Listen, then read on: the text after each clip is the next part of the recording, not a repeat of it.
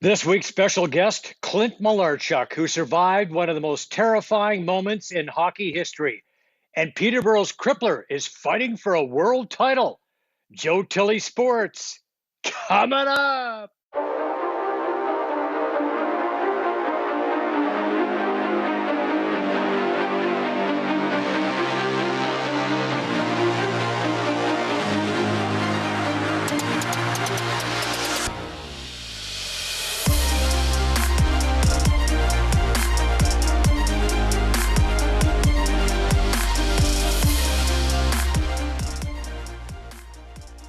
Our guest today has quite a story. He was born in Grand Prairie, Alberta. He grew up in Edmonton. He played as junior at for the Fort Saskatchewan Traders and the Portland Winterhawks. He was drafted and played for the Quebec Nordiques, the Washington Capitals, and the Buffalo Sabres. Ladies and gentlemen, welcome to the program, Clint Malarchuk. Clint, welcome. Hi, Joe. Thanks for having me. It's great to see. I just noticed all those masks behind you. Vic pointed them out to me. Tell us a little bit about what we see there behind you. Well, those are all the masks I played with, and what's amazing is my mom actually made those masks. Not all of them, but the ones I started off in my young childhood days, and when I turned pro, I wore one of her homemade masks for a few years. Well, how many goaltenders can say that? My mother made my mask for me. Yeah, I must be pretty That's pretty brave. cool. Yeah, you're trusting too, right? Yeah. Yeah, for sure. Well, listen, I just finished reading your book. Stayed up late last night to finish it off. The Crazy Game: How I Survived in the Crease and Beyond, and it is unbelievable. Wow, what a terrific story!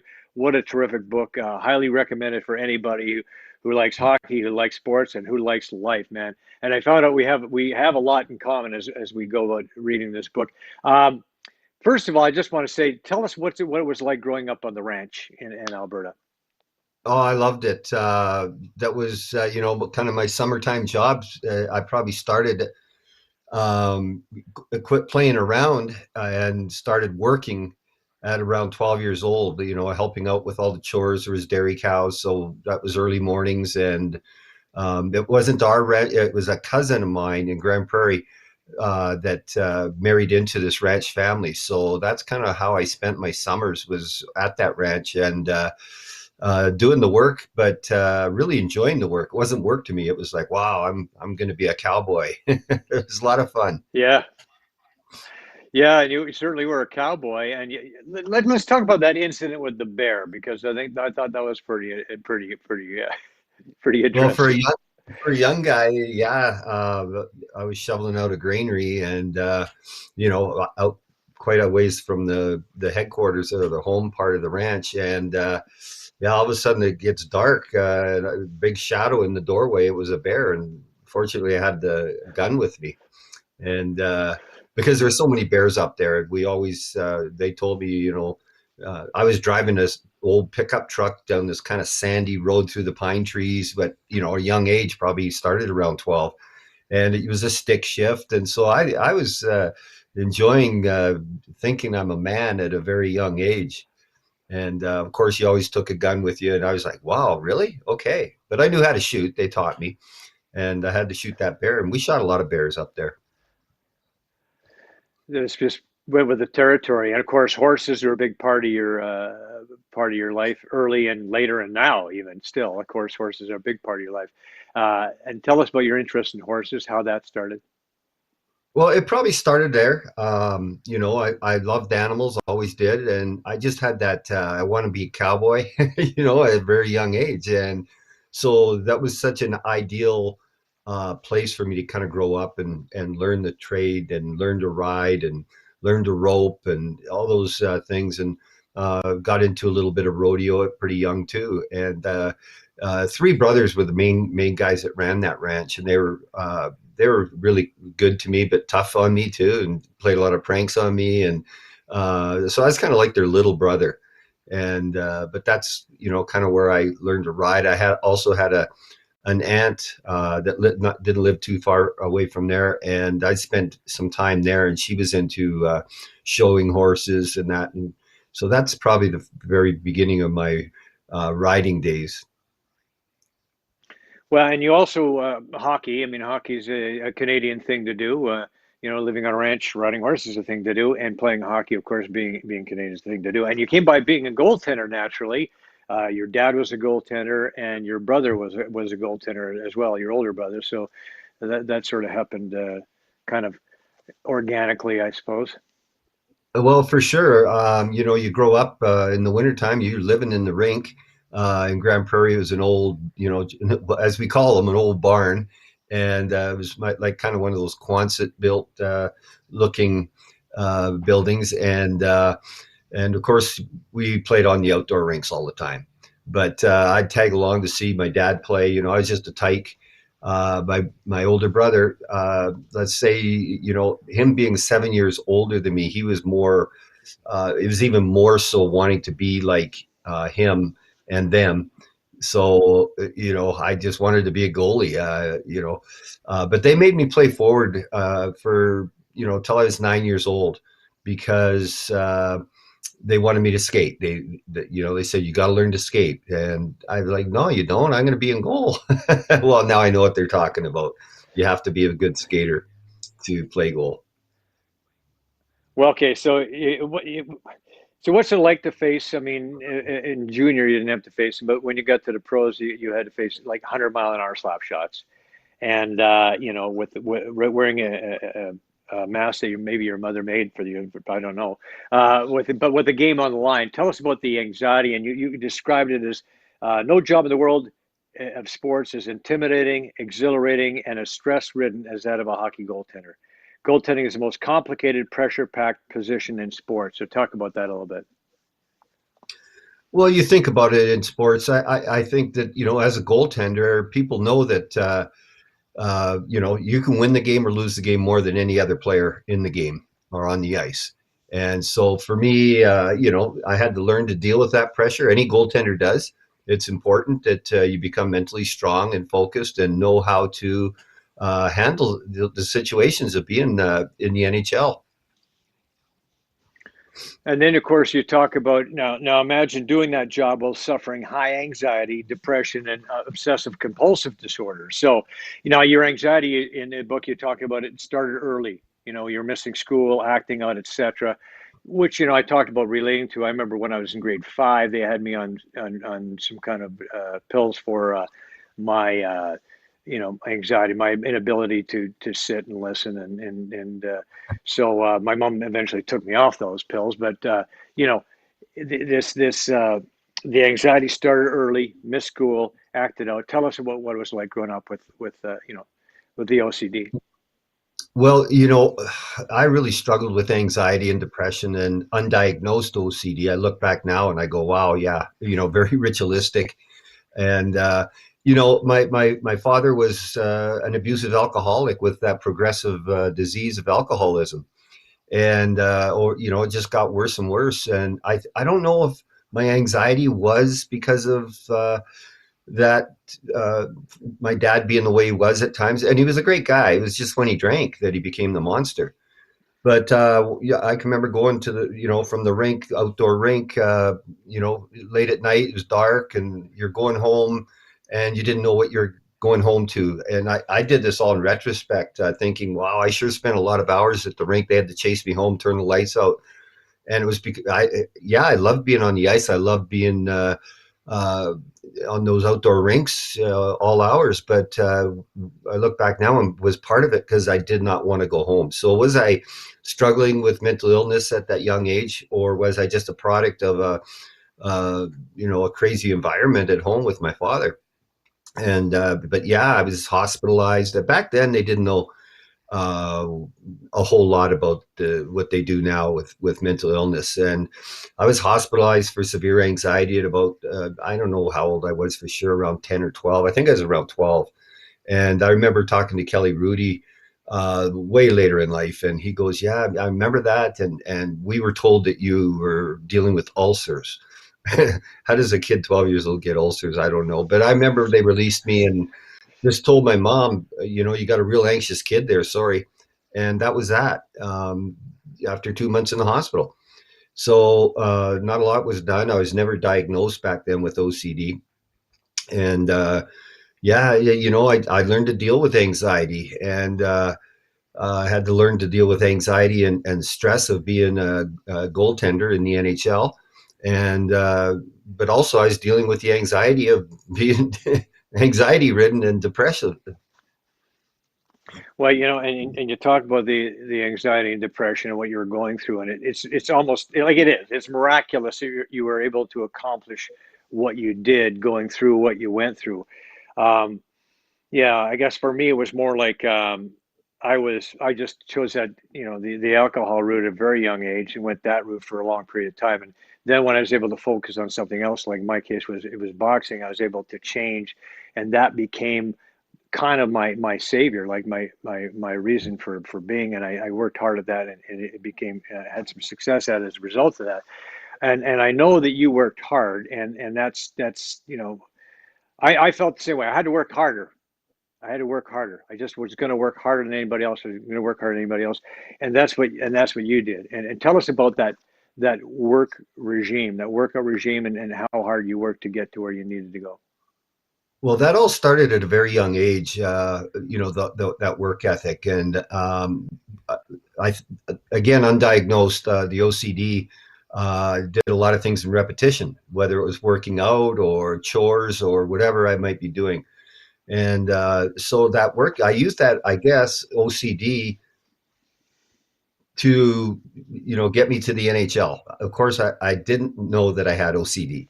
I just thought I was very insecure, and I think that insecurity was, I didn't think I had a lot of skill or talent. At times I did. So it's kind of like a TikTok back and forth. Yeah, you do have skill. No, you don't. You got to outwork everybody. So that I just being insecure thought I had to work and work and work and outwork anybody. And I look back now and I think it was more the OCD and a lot of insecurity. Insecurity, not just with my thinking that I didn't have skill, but insecurity as a person too. At a very young age, I think a lot of things happen to us when developmentally when we're young. And I think I developed insecurity probably because of what how I was brought up with my father. Um, so that insecurity was and lack of confidence that I had the skill or talent made me just outwork everybody. And I did do at a young age, I was, kids are playing football and I'm running stairs, doing push-ups, things like that, where most 12-year-olds aren't, doing those things.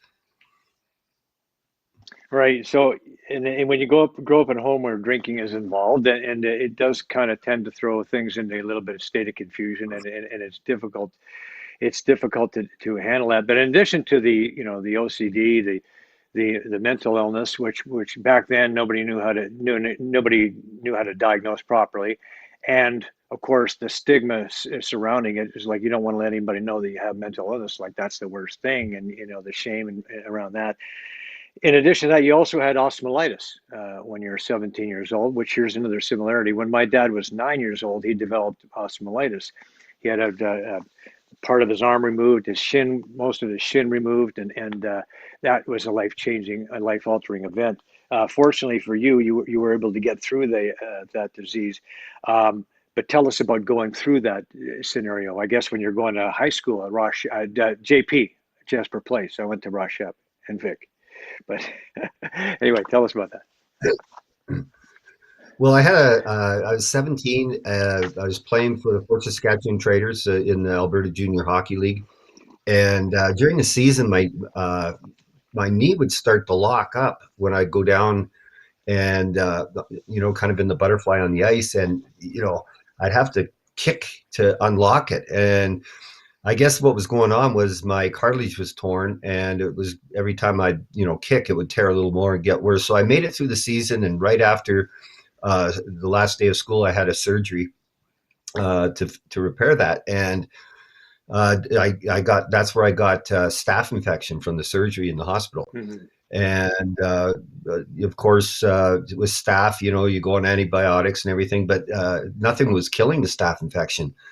And eventually it went to the bone, and you called it osteomyelitis. A lot of people might not know that term, but basically it's gangrene, and it'll once it's in the bone, it'll travel through the skeleton and and kill you. And that's why in the world wars, a lot of people had surgeries and had amputations, and yes, some of those amputations were caused by um, well, they just needed to remove the leg or arm, but sometimes it was the staph infection because you're in the military and in war and getting wounded and you're laying in the dirt and there's a lot of infectious things that can happen with that. So, anyways, back to my osteomyelitis. Yeah, that was gangrene, and I was in the hospital again for the whole summer and nothing was fighting the infection. The reason I was in there because I was on intravenous for the whole time, and it got to a point where they were talking. Well, they started to scrape the bone, and then they were talking about maybe, hey, you know what? If this doesn't antibiotics that they were trying, different ones, doesn't eventually work, I would have lost my leg. Wow. And this is it would be what a blow that would have been to your career, obviously. And it's Well, but you were they able did to get tell me. through that, right? Yeah. Yeah, they Yeah. they did tell me you'll probably never play hockey again, and you'll probably walk with a limp. And of course, none of that came about. Very grateful for that, but it was scary because hockey was my love, and it's all I thought about was I want to be in the NHL. I want to be in the NHL, and so that was scary, especially saying even if we do save the leg, you may never play hockey. Well, I think your work ethic and what you're all about, I think, had a lot to do with the fact you were able to overcome that. And so now you end up being drafted, I guess, part of the Portland Winterhawks after the franchise had moved to Portland shortly after, I guess. But that a lot of fun playing there. It sounded like a pretty successful franchise and an exciting time to be in junior hockey.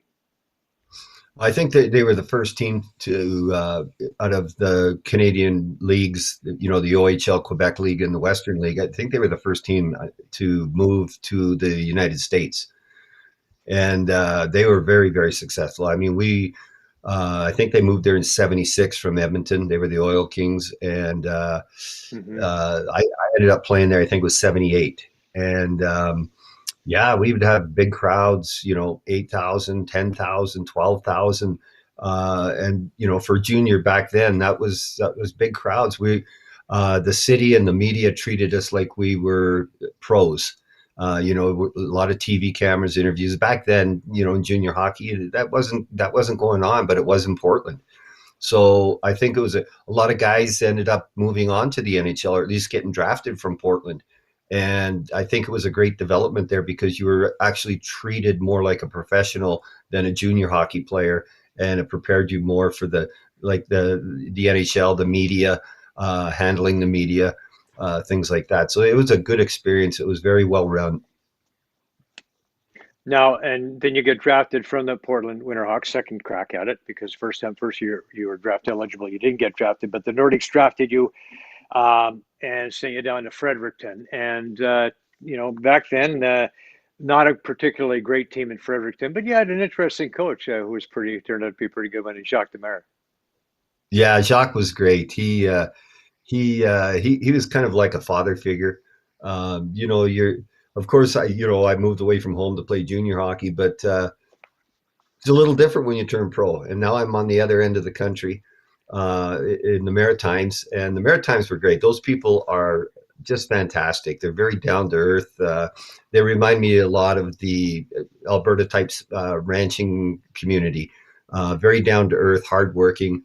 And Jacques was a character. He was a fun guy. I remember we had a terrible team and we got beat 10-2 at home, and now we got to get on the bus and go back to play the same team. It was Halifax, and a long bus ride, but we were used to that from the Western League. And Jacques comes in and says, tomorrow we play the same team. The joke on us.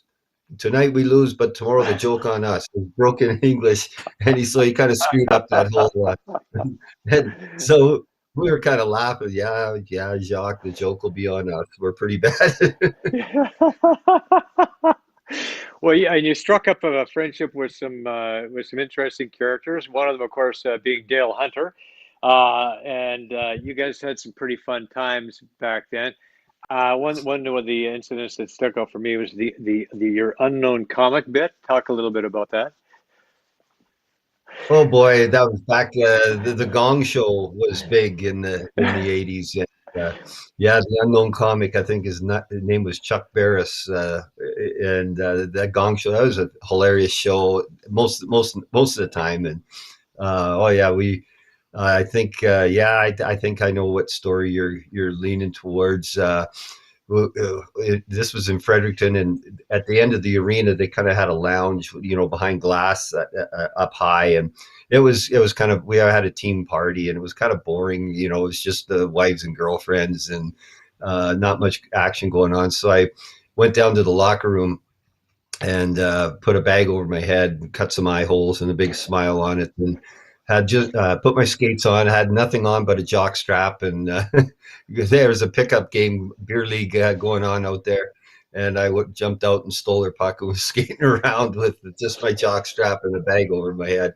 And of course, that made the party. Everybody was looking out the window, the glass there, and getting a big bang out of that guy out there. And I didn't think anybody would know it was me, except I was wearing goalie skates. I kind of gave it away. Yeah, I think they probably knew who you were, and especially those guys who knew you, because I mean it wasn't the first time that Clint Malarchuk had a crazy time somewhere. Uh, so you finally make it to the big club. You get a chance to play, with the Nordiques, and uh, what was really cool is you got a chance to play, and you were playing well, obviously, because you got the chance to play in Rendezvous '87 with guys like Mario Lemieux and Wayne Gretzky, and talk about that experience for you. Yeah, that was pretty overwhelming, and Mario Lemieux and Wayne Gretzky were not very good hockey players. I think me entering the league and giving them the confidence they needed was what made that's what made them so great. But yeah, I mean that lineup: Dale Howard, Chuck, Lemieux, Gretzky, Coffey, Messier. The list. Doug Wilson. The list goes on and on. And I was in there. There was three goalies that were voted onto the Rendezvous '87. It was called. Instead of an all-star game, we played a two-game series against the Russian team. And yeah, just sitting in the locker room with those guys, I'm looking around, just shaking my head.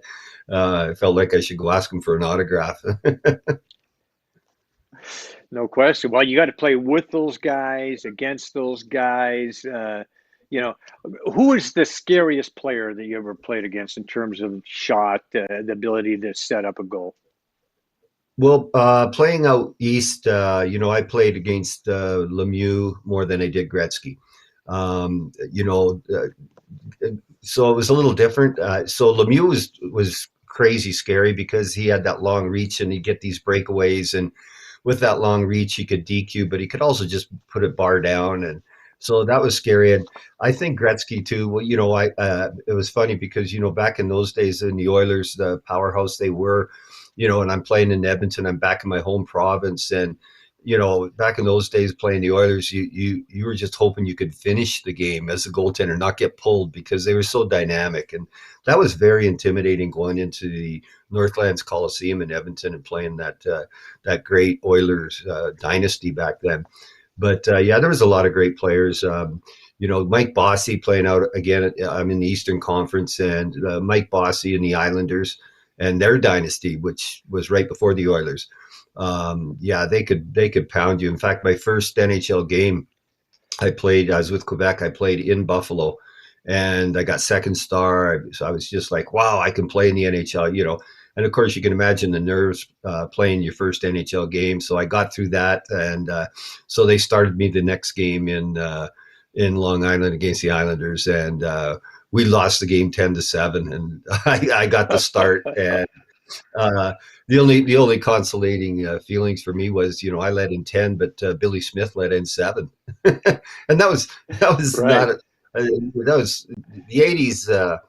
To me, the game was probably the best that I think, and yeah, that was my era. But I just think for fans, you're going to see breakaways in a game for sure, more than one. It was end to end, and not a lot of defensive style.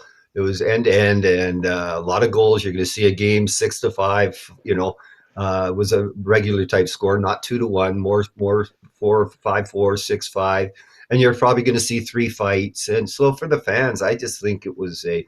I mean, think about it. My first NHL game, I let in 4 goals, but I got second star, so that tells you how the game was back then for a goaltender. Well, it's pretty wild. It's amazing you didn't get into a scrap with Billy Smith. We're looking at some an altercation here. It looks like it gets against the Bruins when you're at the Sabres. You were one guy who was never afraid to get into a scuffle and actually like to quite seem to like it. Um, what tell us about that attitude and how that worked for you? Maybe it was Neely around you. I don't know. I think it was, the WHL when I played in it. There was always brawls. Even so, you had to learn to fight and be a scrapper. Of course, I like boxing growing up, and like it was a great sport. So I like to fight. I got a high pain tolerance, so I can take a punch, and I think that was what makes you a good fighter. To get a good shot in, sometimes you have to take one, on the jaw or on the nose. And so, anyways, it was part of our culture back in the old in the dub. And so, that being said, you grow up in brawls.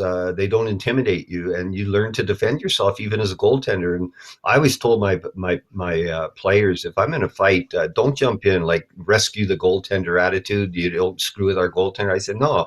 Let me handle my own situations. And clearly you did. That was a big nice shot you gave him. I think it was Cam Neely, yeah. So you got traded a couple of times. You got traded first of all to Washington, and then you got traded, of course, to the Sabres. What was that like being traded, and how did you handle that? Given your, I understand these feelings, like of self doubt and stuff like that. You get traded. Uh, does it work on that self doubt? Does it? Do you think, oh no, or do you think, well, what, somebody wants me because they traded Yeah, me? yeah. I never went oh no or anything. In fact, the first time I was traded, it was in the summer during the draft. Dale Hunter and I got traded from Quebec to Washington, and I was actually real excited about it because I'll be honest with you, Quebec was a tough place to live for a Western boy Yeah, that couldn't speak French. Um, Quebec City was not real bilingual like Montreal. So it was there, like if you needed a plumber, you call and you hope they can speak some sort of English, and they can't. So you have right. to call the team. The team has to call the plumber, to set it up. So those little things. And I never learned a lick of French while I was there. I tried, but it just, I was a poor student anyway. So it was very difficult. So it was kind of exciting for me to be traded to, um, another team. And it was in the summer, like I said, so I had time to process everything about moving and all that. The second time I got traded was during the season. It was, I think, the day before the trade deadline, and again, it was that was a little harder because I really enjoyed where I was in Washington, but Buffalo really needed a goalie. Their number one, Darren Pupa, had broken his arm, and so there was a real opportunity for me to, uh, be the number one there. And fortunately, when I win my first game, we played the Rangers in New York, and I got a shutout. And so that really endeared me quickly to the team and to the fan base. And I went on a roll. I was probably playing the best hockey of my life. and really enjoying the new city of Buffalo. And of course, I was living in a hotel, because it was near, like I said, the trade deadline. And so, yeah, it was fun. It was a good time. Okay, let's talk about the incident now. March 22nd, 1989. The Sabres are home to the Blues. It's early in the game. Describe what happened. Well, like I said, I was on a roll. I was, just playing the best hockey of my life. And then, yeah, the incident in Buffalo, we're playing St. Louis, and you see this play a zillion times. The puck goes in the corner. Their guy gets to the puck first, just feeds it across the top of the crease, and their other players was Steve Tuttle breaking to get that backdoor play, and he got pulled back, kind of hooked. Well, they did a lot of hooking back then, and his feet came up. Defenseman Yui Krupp pulled him back a bit, and Tuttle's skate came up and cut my jugular vein. And of course, that was the beginning unknowns to me. The beginning of a new chapter in my life on so many different levels that I didn't know what was going to be the next deal. But I came back really quick, like I think it was 10 or 11 days, as soon as the stitches came out. And I was advised by doctors not to do that. I was, told to maybe take the rest of the season off, to contemplate retirement. People questioned whether I'd be the same goalie. So all those question marks, I, wanted to get back there and prove to myself that, hey, I'm going to, beat all these odds. And coming back as quick as I did, I became kind of a hero in Buffalo. I kind of epitomized everything they loved in that blue collar sports town, gritty, hardworking character, no talent. And Yeah. um, the city and upstate New York embraced me even more. Here I was on a roll playing great, and then I get hurt and I come back so quick. And so I finished the season, and it was the next season that things really started to spiral for me in a lot of ways. Again, in the training camp, people were questioning me, even though I finished the season. Um, and again, I was trying going to prove everybody wrong, and it was then that I guess that adrenaline had kind of worn off, and that that support, and just to get through that season, the rest of that season, and this following season, I'm really starting to struggle with things. And I didn't know what was going on. Yes, I was predisposed to mental illness, anxiety, depression, and OCD, but most of these things were really not addressed. And so what happened, I didn't know this, but trauma can make you, if you're predisposed to certain things, and even if you're not, things can really happen to you physically, mentally, all those things. And I started to experience nightmares, flashbacks of that skate coming up, and depression like I'd never experienced before. And I had experienced depression, but the anxiety and the OCD really were a problem for me. And of course, I wasn't sleeping because of the nightmares. And that led up to an incident. We had a Super Bowl party at our captain's house. It was Pat LaFontaine, and I hadn't been sleeping at all. And I remember I didn't stay at the party too long. I was a mess. My head was just spinning, and couldn't turn it off. And the obsessive thoughts, and so I go home, and I had some painkillers because I was playing with a broken thumb, and I wasn't really taking them because I was a pretty clean liver.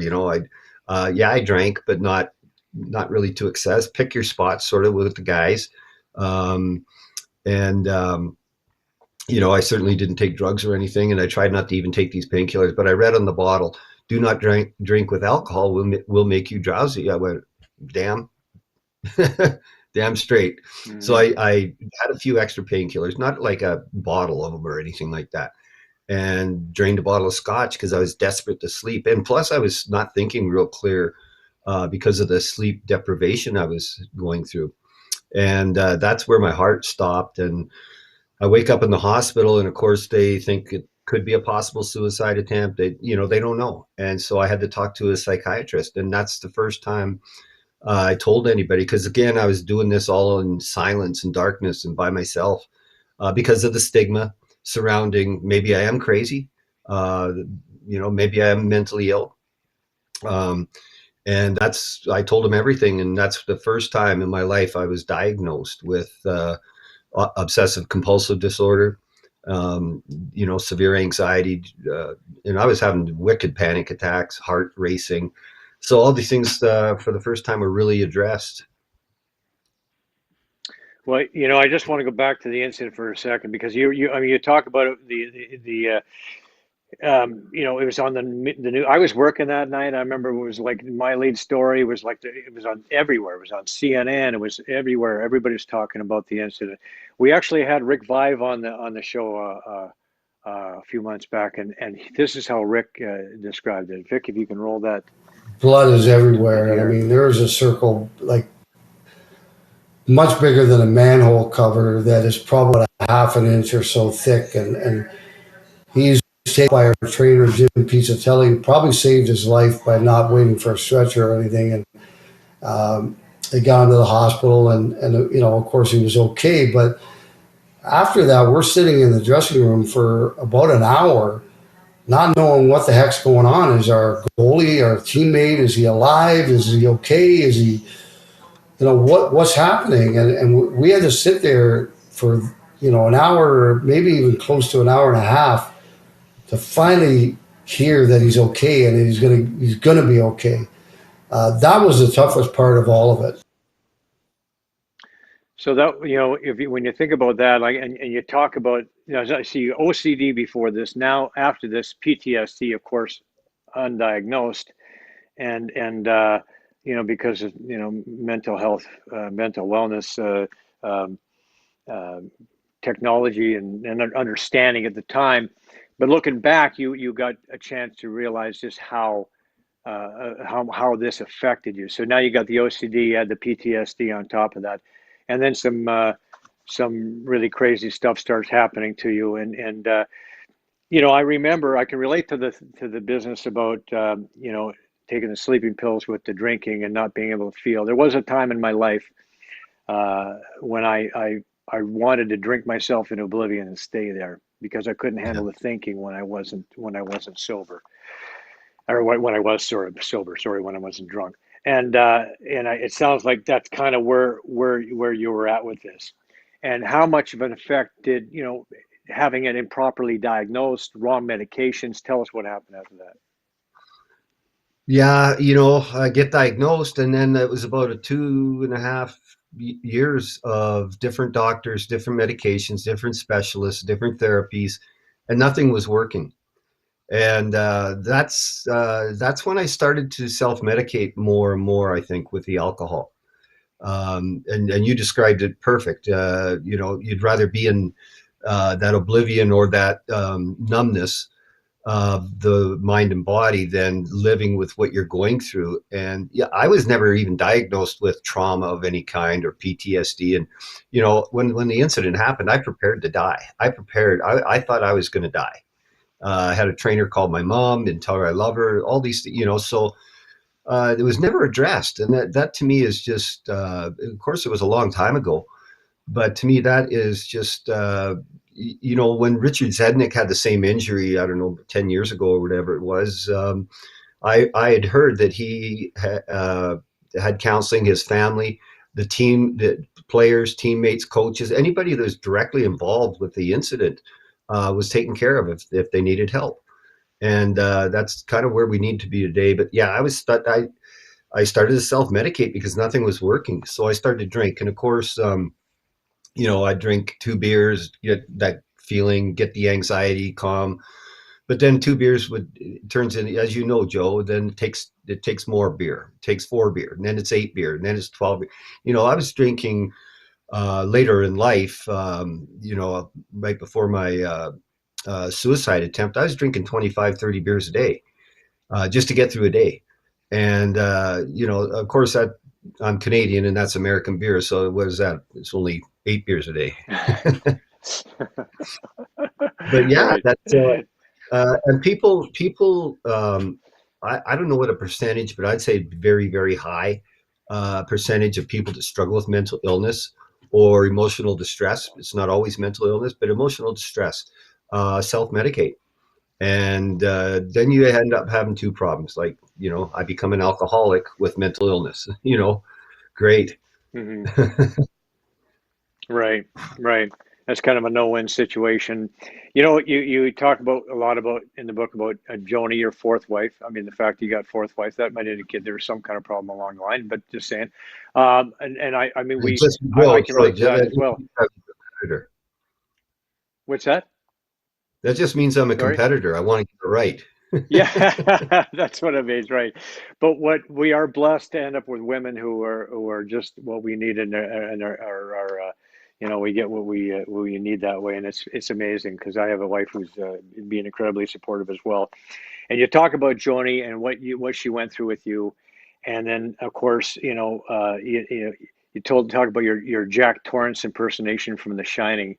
I thought that was pretty appropriate. I can relate to some of that. Now and so we talked about what you put through with Joni, but here we are now in October 7th, 2008, with Joni beside you. You stand up, you take the gun in your hand, you point at your chin, and you pull the trigger. Well, that's a commitment. Obviously, you wanted it to be over. Tell us about that incident and what was going on with you. Well, it wasn't your typical suicide attempt where you write a note and you kind of plan it. Mine was more of a random, yeah. I was thinking of suicide, or at least not wanting to be alive. I'd rather be dead than living the way I was, with my head the way it was, and the obsessiveness and the just not being able to turn the brain off. And again, I'm not sleeping, and I'm drinking to sleep. I'm drinking to get through a day. And I remember I was behind the barn. Joni wasn't home. She hadn't come home for a day and a night, and because she was living with this crazy guy, and she needed to get away. And so she came home the next afternoon, and it was about 2:30 in the afternoon. And I'd been shooting targets, and kind of, we called it plinking back then, and shooting and drinking and shooting and drinking. And Joni came behind the barn and found me, and she'd been calling my cell phones. I had two cell phones. One was a hockey phone for the team I was working for, and one was just a personal phone. And I'd turned my phones off and just wanted to be left alone. And when she came back, she goes, "What is going on?" What she could just see. And I said, "You don't understand. You don't understand." And I just want to turn this brain off. And that's when I shot myself. And amazingly, I didn't lose consciousness. The bullet got lodged in my skull, knocked a couple teeth out, ricocheted around. It was a 22, so it ricochets a lot. And um, so she called 911, and I told him, "Don't tell him I shot myself. Tell him it was an accident. I was, going with the gun through a fence, and the gun went off. And because if they know it's a suicide attempt, they're going to lock me up. I'll probably lose my hockey career." And so I'm totally conscious saying all this stuff and bleeding profusely. And I it was just a crazy time. So I didn't even know if there was a bullet in the gun, Joe, because I've been shooting. So it was kind of just a quick reaction that maybe had it not happened that way, it would have happened in a different way, and maybe a fatal way. Well, yeah, the bullet's still lodged in your brain, if I'm not mistaken, in your skull, right? Is that correct? Yeah. Yeah, yeah, So it is. Yeah. that's kind of like a crazy set of circumstances. But okay, so eventually this led you to finally getting treatment, treatment for the alcoholism, treatment, proper treatment for OCD and PTSD and everything else. So tell us what happened after that. Yeah, it's still, so after I got physically well, they put me in a coma. for I think a week, and then I was in intensive care. Then I went just to a regular hospital floor, and then when I got out of the hospital, I immediately had to go to a treatment facility where it was dual diagnosis, where they treat your mental illness and your addiction. And like I said, there's usually both with mentally ill people, and that's where I really started to learn a lot. Of course, I knew I had anxiety. I knew I had depression. I knew I was drinking too much. But they were trying to tell me I had post traumatic stress disorder, and I'm like, well, what are you talking about? No, I don't. And they said, well, yes, think about it. Think about that accident in Buffalo. And I said, yeah, but I came back and it didn't affect me. I was back in 10 days, the baloney. So you got your ego in the way. And Hmm. so, I'm trying to fight this diagnosis because I didn't want another diagnosis on me. And my counselor, therapist asked me to think about what my life was like after that accident. And that's where I started to kind of go, yeah, that's where I started to really slide downhill. That's where I started my drinking career, things like that. And so once I claimed the disorder, once I accepted the PTSD, that's when I started to really get well. And it was probably 2 months in that place before I accepted it. And and that's where I started to. Of course, they got me on the right medication, which was huge. And I claimed okay, I do. It's more than a drinking problem. I had no problem drinking. I was very good at it. So. Uh, so I claimed my alcoholism, and learned about sobriety and how to be sober and stay sober, and part of a program. And that's where I really started to heal, and that's where I started I was dabbling in a book. There's a lot of people saying you got a lot of funny stories. You need to write a book, and that's where I thought, you know what, I am going to finish a book, and it's not going to be full of funny stories. It's going to have some because that's part of my life, but it's going to be on what I've gone through, my experience dealing with mental illness as a kid, the undiagnosed parts, and of course this is quite a few years later, in life. So there was more progress being made in the mental health fields, and with doctors, therapists, medications, all these things were, uh, have grown to a great degree. So that's when I wrote my book, and that was the beginning of a new chapter in my life. I had no idea. I think people that struggle with mental illness and or addiction, we think we're the only ones. And, and there's also the stigma, because there's a lot of guilt and shame surrounding mental illness because of the stigma. And, so we think we're the only ones. And then you go, for me anyways, and I go, okay, there's other people for sure, but they're not as sick and dark as me. And so when I wrote my book, which was very, very hard to do, because you're going back and opening up old wounds. My counselor cautioned me, said, you be careful because it could cause, some opening the wounds again, and you're trying to heal. But writing the book and the feedback that I got from so many people, I was able to say, wow, there's a lot of Clint Malarchuks out there, and made me realize that I'm not alone. I'm not the only one, and I'm not the sickest and darkest. There's a lot of us, and that started my speaking career, which I really, really enjoy. Put it this way: the book was the hardest thing I ever did in my life, writing it. But it was also after it was published, it's my greatest accomplishment in life. Yeah, I played in the NHL, but it and the NHL is a part of my life and it's part of my book.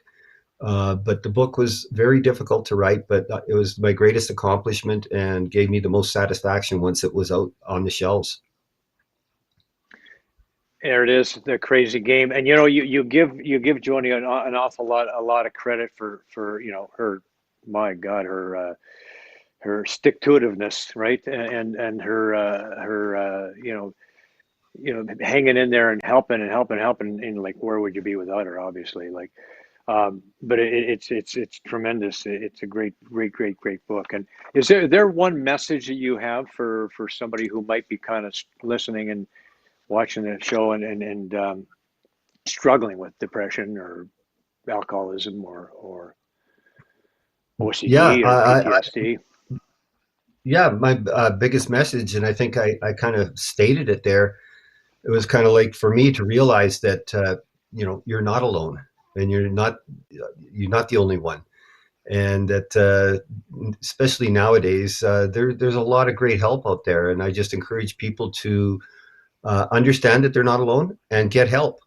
Share with somebody. It doesn't have to be a mental health professional. That would be the ultimate best, and hopefully you would get there. But share it with a friend, share it with the loved ones. I mean, some people, their spouse doesn't even know that they're struggling the way they are. So I think that's a good step, is to share it with somebody. And it's funny, a lot of people I know have done that, and the reaction wasn't what they thought. The other person will go, "Holy smokes, me too, me too." Hmm. And everybody, I Hmm. think, can realize, or life happens, and you might not be mentally ill, but you certainly understand emotional distress, whether it was a divorce or losing a loved one, or some family dynamics or childhood dynamics that happen to a person, and they can say, "Me too." Like I said, they might not be clinically mentally ill, but they can certainly understand emotional distress to some degree. So to share it isn't that going to be that big of a deal. Yeah, there's some people that aren't going to understand it to the amount or the degree that you are going through, but you'd be surprised how many people do understand. Right. We have this disconnected, which is in our mind, right? And once we start to open up and share and overcome that stigma, take that leap of faith, take that first step, and just start sharing with somebody, people in recovery communities, and then you start to realize that there is a connection there, and you start realizing, oh my God, they're like me. And so, kind of Yeah. for the first time in your life, you realize you connect. There is you belong, and we are all the same, God's kids trying to do the best we can, right? So, listen, I just want to say this has been awesome. I really have enjoyed this, Clint, and I want to thank you for being on the show. So, how does somebody get a hold of you if they want to bring you in here for? There's the book, of course, again, The Crazy Game: How I Survived in the Crease and Beyond. And if somebody wants to get a hold of you for a speaking engagement, how to do it? Here's some of your social media handles. Yeah, I am on Facebook.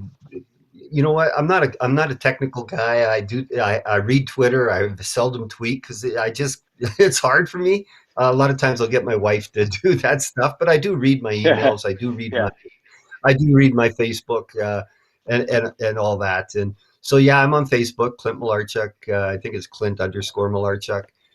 Twitter is at C Malarchuk, and that Instagram thing, Clint underscore Clint Malarchuk, all caps. underscore Malarchuk. There we go. There you go. Yeah. Yeah. But the best way is to go to my website, um, and it's malarchuk.com, the cowboy goalie. And so, yeah, that's probably the best way. Or my direct email is actually good too, and that's canuckranch@yahoo.com. Well, listen, Clint, thanks. As a guest on Joe Tilley Sports, we have a gift certificate for some awesome clothing. So next time you're in Canada, or this Southern Ontario, let us know. We'll hook you up with Jeff at Classic Imports. And, it's once again, thank you, Clint. It's been awesome. Well, I'm up in Toronto, I think in November. We should go out and have dinner. Sounds good. We'll do it. It's a date. All All right. We'll right. see you then. All right. We'll have more on Joe Tilley Sports when we come back. Guests on Joe Tilley Sports receive a gift certificate from Classica Imports. Top of the line imported men's clothing. Check out the Classica Essential Collection now. Go to shopclassica.com.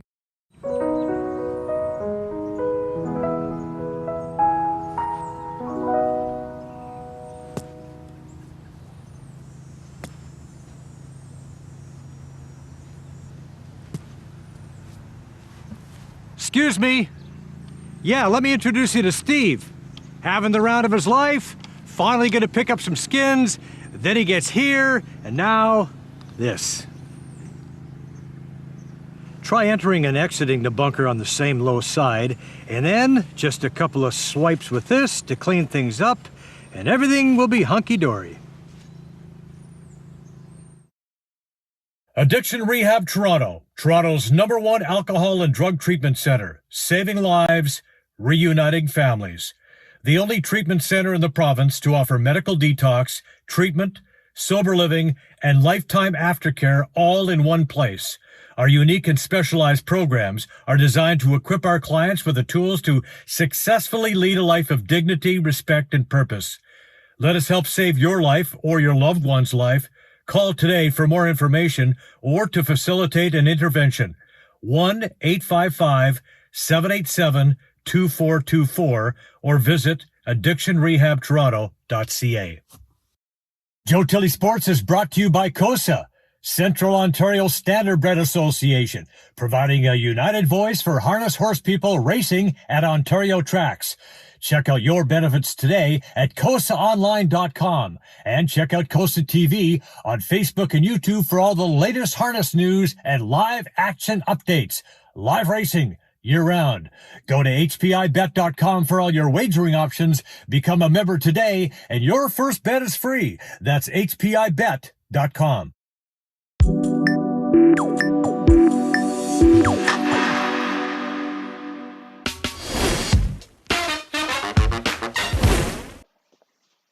And now it's time for my COSA Swiss pick of the week. Well, last week we were at Mohawk for Thursday night's 10th race, a trot. I took the number 9 horse, The Prince, who was never able to find any racing room for that 9-hole, but spun for magic with Louis-Philippe Roy on the buggy, certainly did. A 19-1 shot pulled off the upset. The Prince rallied late to take second. The 795 Triactor paid $384.90 on a $2 ticket. This week, I'm going to Mohawk for Friday night's 8th race, and I like the number 7 horse so much more. Yeah, there you go. She's won 5 of her last 7, including a very gutsy effort in a victory last time out. My record on the year is now 6 wins, 3 seconds, 2 thirds, 5 fourths, 4 fifths, a 6, 2 eighths, and a 10th. For all the racing updates, visit Costa TV on Facebook. Go to hpibet.com for your wagering options. Well, a great start for Canada at the Olympic Games in Tokyo. Feel good for our athletes who worked so hard to get there. Mandy Bujold, first she fought the mighty IOC machine for that well-earned spot. No medal for Mandy, but you certainly are a champion in our hearts. Whitby's Jessica Klimkate was incredible, working so hard to get past an old nemesis that led her to a world qualifying title, and she followed it up with the Olympic bronze medal. First time a female judoka from Canada has reached the podium. That was followed a day later by Catherine Beauchemin-Pinard, who took third in the women's 63 kilos. Shady Elnahas, a former guest on the show, finished 5th. But look out for 2024 for Shadi. This guy is good. The Canadian women's softball team grabbed bronze. A half a dozen of these women hail from Southern Ontario. Another big splash in the pool. Margaret McNeil with gold in the women's 100-meter butterfly. Kyle Mass with silver in the 100-meter backstroke. The women's 4x100 relay team also earns silver. That was Kylie Mass. Penny Alexiak was third in the women's 200-meter freestyle. Her 6th career Olympic medal, most ever by a Canadian. We also got a bronze in the women's 3-meter synchro diving. Mo Charon topped the podium in weightlifting at 64 kilograms. She lifted 105 kilos in the snatch, 131 in the clean and jerk to clinch the gold medal. In rowing, Kaylee Filmer and Hillary Janssens won bronze in the women's pairs event. Well, the Leafs got busy in the first day of the free agent frenzy. Yes, they lost Zach Hyman to the Oilers, but they landed the number 1 goalie they wanted. Former Hurricane Peter Mrazek joins the Blue and White. It's a 3-year contract worth $3.8 million annually. That's affordable. Freddie Anderson heads to the Canes for 2 years and $9 million. It's a goaltending switch that saves the Leafs some money and gives them a little change of face. Forward Michael Bunting has signed with the Buds, his hometown team, for 2 years, $950,000 per season. Bunting, a gritty winger who will finish his checks, as they say. The Leafs also signed David Kampf, 2-year contract, $3 million. They landed forward Curtis Gabriel and Josh Hosang. Blue Jays are getting ready to return to the Rogers Center for the first time in almost 2 years. Jays have so many nice pieces in addition to Vlad Guerrero Jr., the All-Star Game MVP and potential league MVP. Bo Bichette has been phenomenal. Teoscar Hernandez is better than anybody could have predicted. Nice two-homer effort against Texas. George Springer's bat is only going to get better down the stretch. And what can you say about this guy's defense? He had one of the best catches we've ever seen by a Bluebird. Right here, look at this, running that down. Kevin Pillar would have been proud. That was spectacular. Peterborough's Cody the Crippler Crowley gets a title shot Saturday. The undefeated welterweight climbs in the ring. This is a week Saturday. Climbs in the ring in Minneapolis. He'll face Gabriel Nastra of Venezuela for the WBA's world interim welterweight belt. The Crippler is 19-0 with 9 KOs. He's been training in Vegas the past few years. COVID has slowed down what was a busy schedule for Cody, but he plans to be ready for this one. In his last fight, he earned a 10-round unanimous decision over Josh Torres. Torres was 22-6 heading in with 13 KOs. All three judges scored at 100-90. That's pretty convincing. I like his chances of bringing that belt home to Peterborough. And we close with a look at the folks who make this show possible. These are friends, trusted business associates, and all-around great people. I highly recommend them all. A reminder that the show is now available also on Spotify, Breaker, Radio Public, Google Podcasts, and Pocket Cast, as well as the Spanglish Network and Zingo TV. Thanks once again to Clint Malarchuk for being on the show. Thank you for watching, and we'll see you next week when Dwayne Ford drops by to talk about the CFL. We'll see you then. Get Aldo at Remax Crossroads. Do you want to buy or sell a home?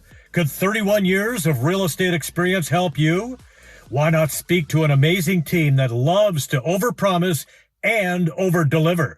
Call 416-GET-ALDO or visit www.getaldo.com to find out what next-level real estate looks like. Brian Gribben Insurance Planning, helping you solidify your financial future. At BGIP, what we do that's unique in the marketplace is we show people how to spend and enjoy their money in their early years of retirement without the fear of running out.